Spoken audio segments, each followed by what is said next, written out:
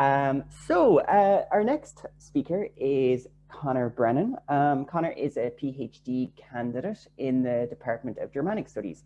His project compares aesthetic responses to the Anthropocene in the works of Christoph Ransmayr, Olga Tokarczuk, and Richard Flanagan.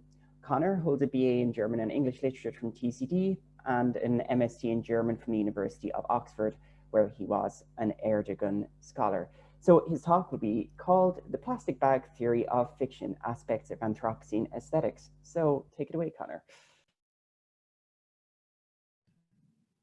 Thank you so much. I'm just going to see, can I share my screen? Because I always think I can, and then when I try to show people, yes. Is that working? Yes. I can't see anyone. Can someone, or actually, hold on.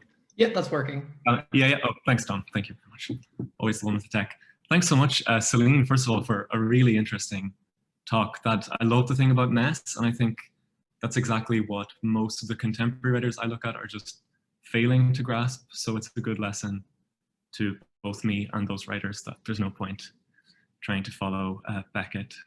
And I'm really excited for Georgina's talk as well, because there will be a good overlap of topics. But anyway, I'll get started. So hi everyone, and thanks Callum for the kind introduction, and of course to Alicia and Tom for organizing this event, which so far has been fabulous. It's a pleasure to be here.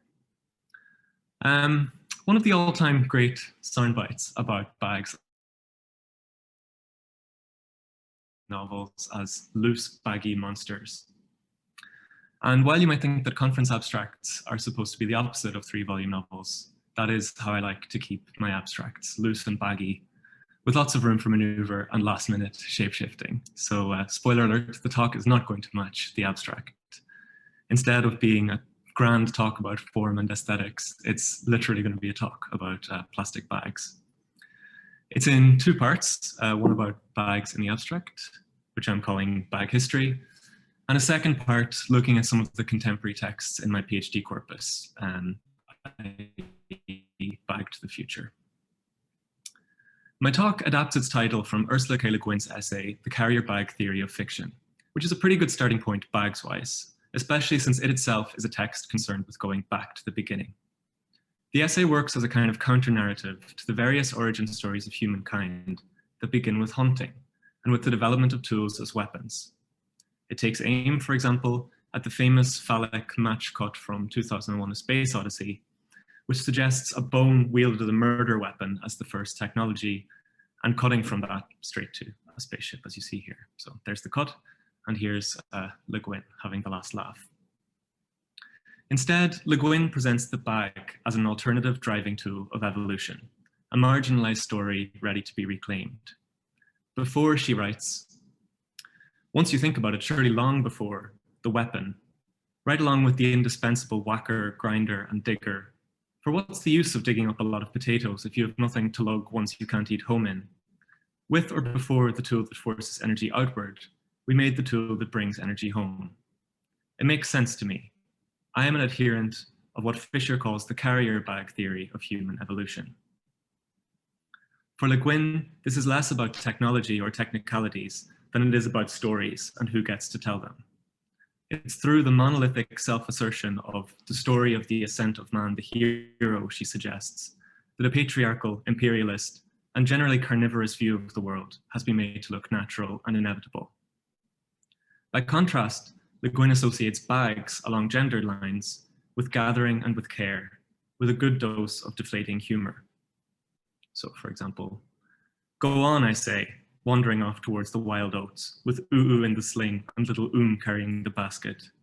You just go on telling how the mammoth fell on Boob, and how Cain fell on Abel, and how the bomb fell on Nagasaki, and how the missiles will fall on the evil empire, and all the other steps in the ascent of man. If it's a human thing to do, to put something you want, because it's useful, edible, or beautiful, into a bag or a basket, if to do that is human, if that's what it takes, then I am a human being after all. I bring up this text partly because Le Guin is in many ways such a perfect literary forebear for Olga Tokarczuk, one of the focus authors in my thesis. Le Guin begins her essay by pointing out that in the Paleolithic era, when humans were first evolving, quote, the principal food of the species was vegetable. So in quite stark contrast to the meat-centered macho paleo diets of today, fueled by what Carl J. Adams analyzes as the sexual politics of meat. Hunters, on this view, are not all-important heroes after all, but dull types who didn't have skill in making or cooking or singing, or very interesting thoughts to think, and so decided to slope off and hunt mammoths. In much the same vein, Tokarczuk gives us an array of slow-witted, self-assured, mediocre men about town as the contemporary hunters in her murder mystery Drive Your Plow Over the Bones of the Dead. Where Le Guin casts herself as, quote, an aging, angry woman laying mightily about me with my handbag, Tokarczuk's protagonist, Janina Duszeko, is a woman in her 60s repeatedly dismissed as an old bag by the hunters and the police, who she clashes with over her vocal vegetarianism and anti-hunting views, as well as the kind of obvious overtones of being empty, used up, and generally of little interest. The insult is drawn from Janina's habit of carrying shopping bags. Old girls like me always go about with plastic bags, don't they? She says wryly of her age invisibility, an equation that crops up a few times in Tokarczuk's work, for instance, in her first translated text into English, House of Day, House of Night. While it would be an absolute crime to reveal anything more about the plot of Drive Your Plow, which I really do urge you to put on your summer reading list, I'm pretty certain that the contents and the eventual fate of Janina's plastic bags would greatly please Le Guin. In Le Guin's view, then, bags provide a counter-narrative to spears and arrows through their association with caring for and about things, paying attention to things, in such a way that you wish to gather them up and carry them through time. Marta, the earlier incarnation of the old lady with the plastic bags in House of Day, House of Night, declares one evening, as we were clearing the empty teacups and plates from the terrace, that the most important human duty is to save things that are falling into decay, rather than create new ones. In her Nobel lecture, The Tender Narrator, Tokarczuk recounts how she used to cry as a child when listening to a Hans Christian Andersen fairy tale narrated by a broken teapot that had been discarded. This is a view that dovetails neatly with the work of new materialists like Jane Bennett, who pin their hopes on an understanding of matter as vital and alive, rather than passive and inert, as the paradigm shift that might save humanity from its current exploitative mindset towards the natural world. But, as is news to absolutely nobody, the bag also carries the potential for much less salutary forms of materialism. It's associated on multiple levels, I think, with problems of accumulation.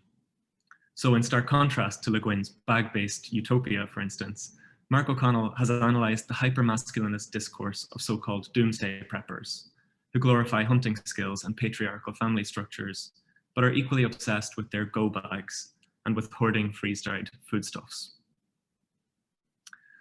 Even more than that, though, there's the plastic element of plastic bags, a nightmare not yet grasped in Le Guin's 1988 essay.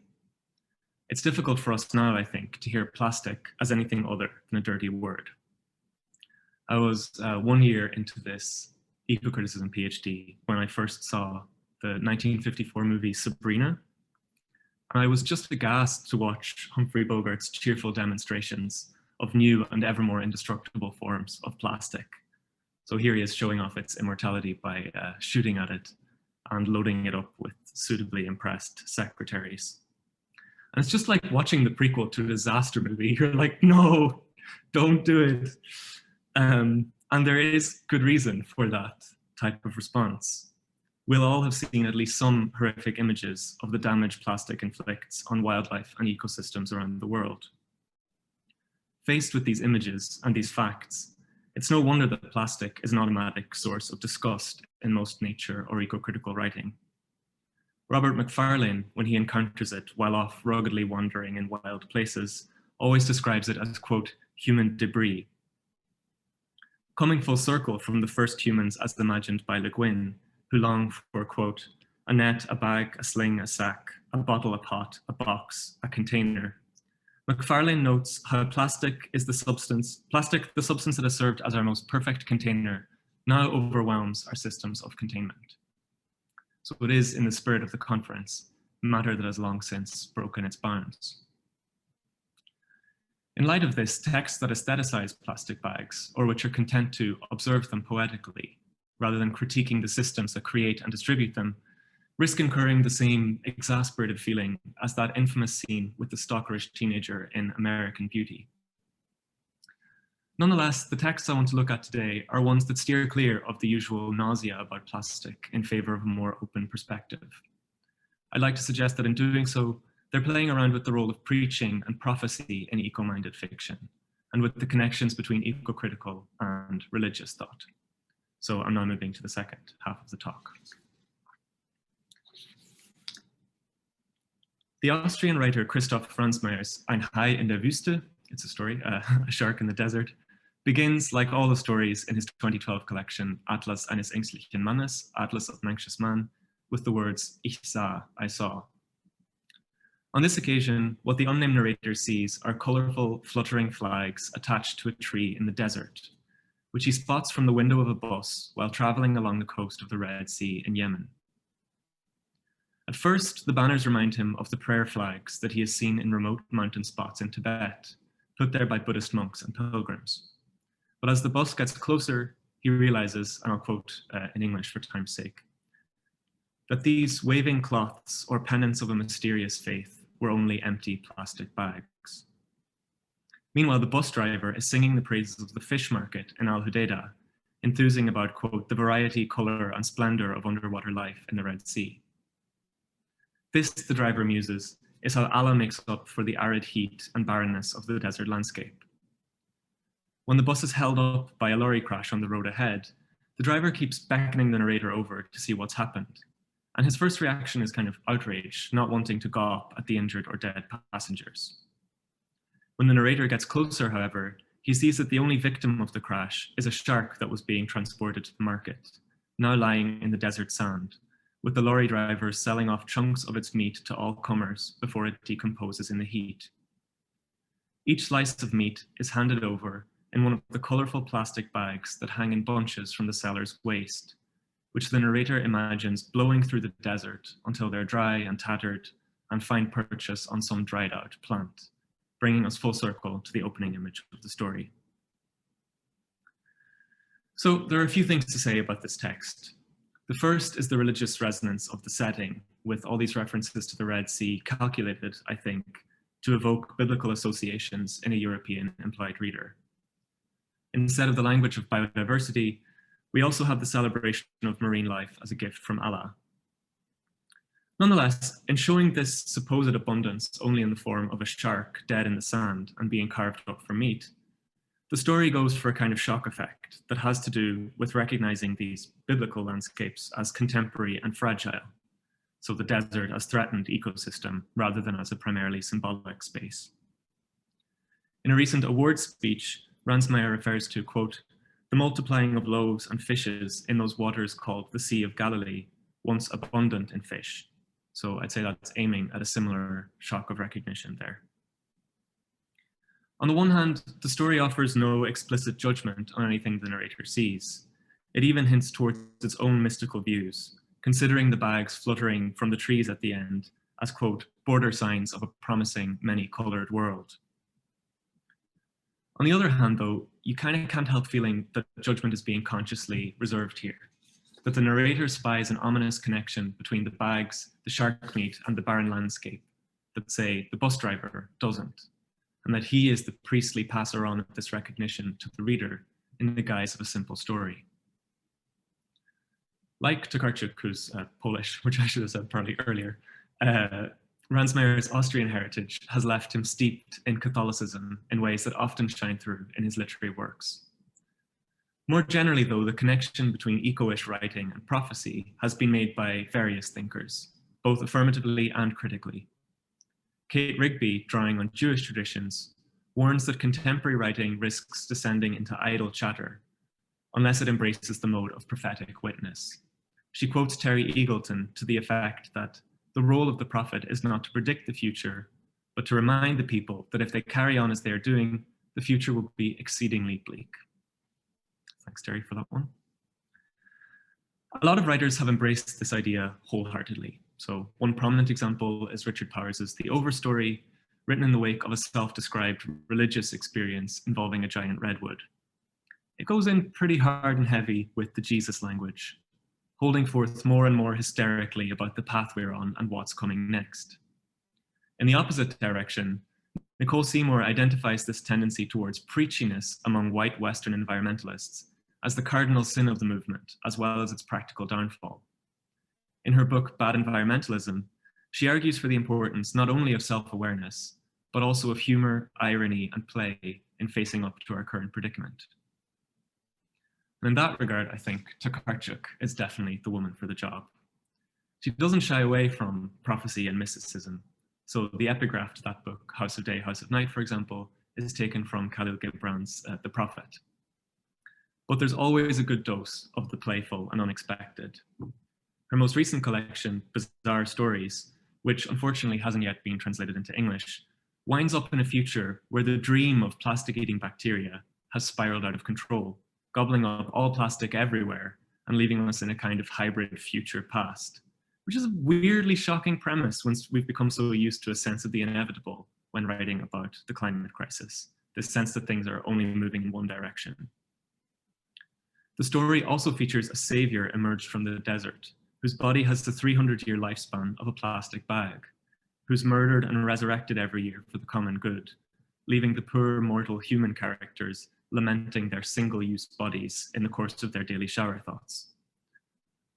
But I want to end today by talking about the short text quoted in my abstract, an episode from the Constellation novel Flights titled On the Origin of Species.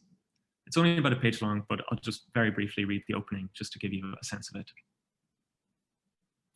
The planet's witnessing the appearance of new creatures now, ones that have already conquered all continents and almost every ecological niche. They travel in packs, covering large distances without difficulty. Now I see them from the window of the bus, these airborne anemones, whole packs of them, roaming the desert. Individual specimens cling on tight to brittle little desert plants, fluttering noisily. Perhaps this is the way they communicate. The experts say these plastic bags open up a whole new chapter of earthly existence, breaking nature's age-old habits. They're made up of their surfaces exclusively, empty on the inside, and this historic foregoing of all contents unexpectedly affords them great evolutionary benefits. So we've ended up then with another origin story, but this time it's not the story of our own evolution via our central tools, but the story of those tools as our successors.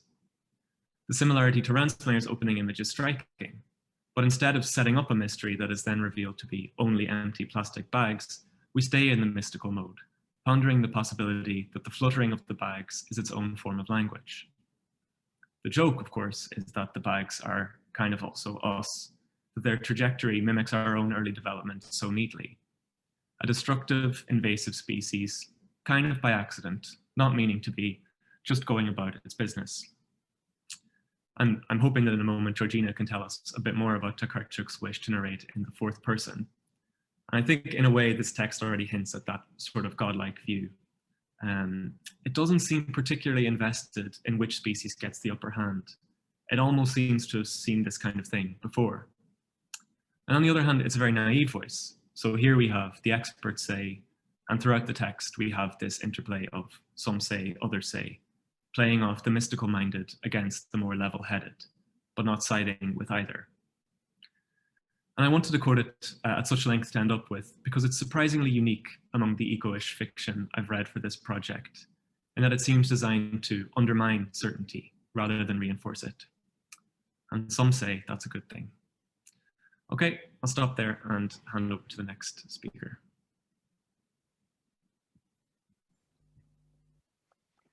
Oh, brilliant, Conor. That was so interesting. I'm going to have a lot more empathy with bags, I think, now. I always feel sorry for any plastic bag I've ever used. Anyway,